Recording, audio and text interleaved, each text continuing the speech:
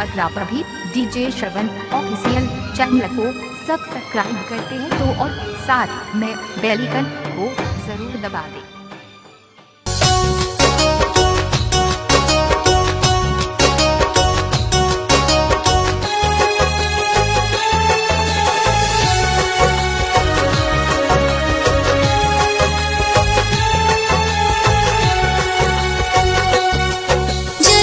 पल को सोचो तो ये जन्म न मिले दोबारा।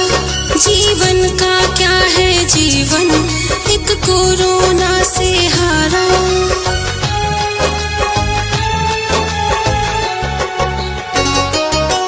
जरा एक पल को सोचो तो ये जन्म न मिले दोबारा। जीवन का क्या है जीवन, एक कोरोना से हारा। अकेले जान परिंदा है, जो मिलकर है तो जिंदा है।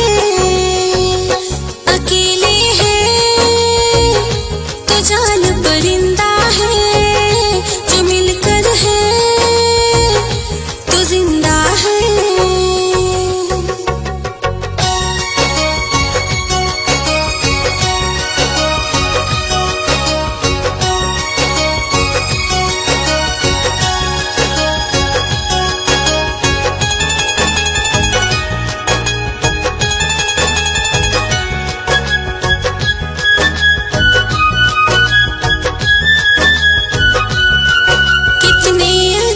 दिन थे वो जब हर पल थी खुशहाली।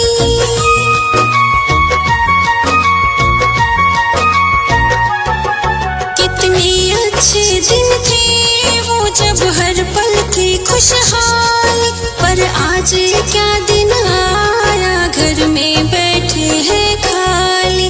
पर हिम्मत ना हारेंगे, आगे बढ़ते जाना है।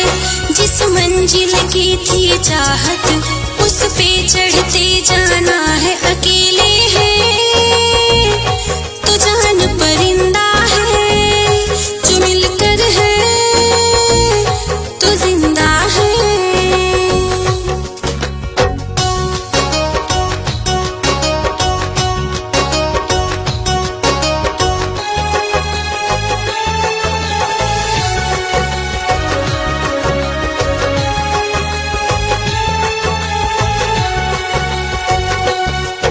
अब याद आते हैं वो दिन, हाथों से हाथ मिलाना।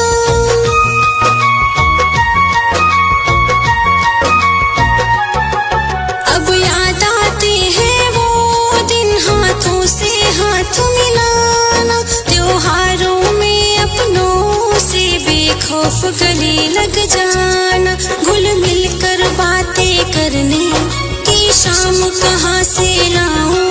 हर कंठ हो सिंचित अमृत, रस पान कहाँ से लाऊं।